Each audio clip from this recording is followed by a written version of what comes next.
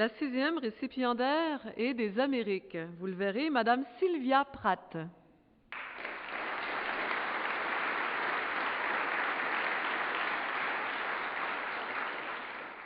Du Mexique, en fait.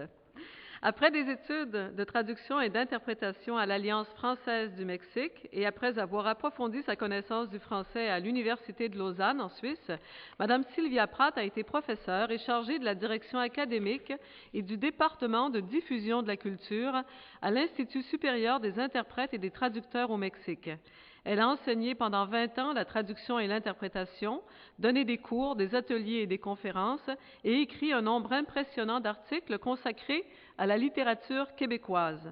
En novembre 2005, l'Université du Québec lui remettait une distinction honorifique pour l'ensemble de sa carrière, pour tout son travail de recherche, de traduction et de diffusion de la littérature et de la culture québécoise. Madame Pratt, s'il vous plaît.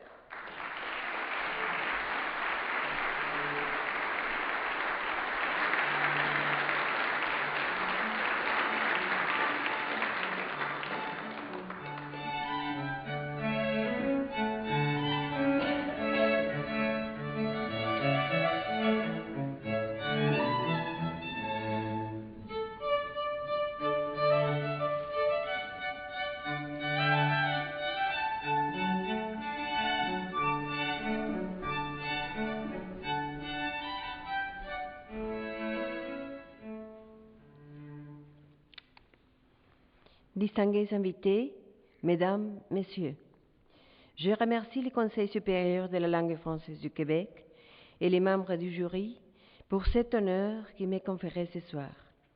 Remerciements à M. Laszlo Moussong qui a proposé ma candidature et à Louis Jolicoeur qui l'a appuyée. Je remercie aussi le gouvernement du Québec pour ses efforts en ce qui concerne le développement de la francophonie sur le continent américain. Cette distinction me fait sentir plus proche du Québec, région à laquelle j'ai été très attachée de longue date. Depuis l'enfance, j'ai eu une grande attirance par la langue française. Heureusement, j'ai eu l'occasion de l'apprendre et de me consacrer professionnellement à l'enseignement et à la traduction, ce qui m'a permis de collaborer à la promotion du fait français en Amérique. Il est certain qu'actuellement, la mondialisation est devenue de plus en plus importante. Cependant, il y a aussi une tendance très marquée à la spécialisation.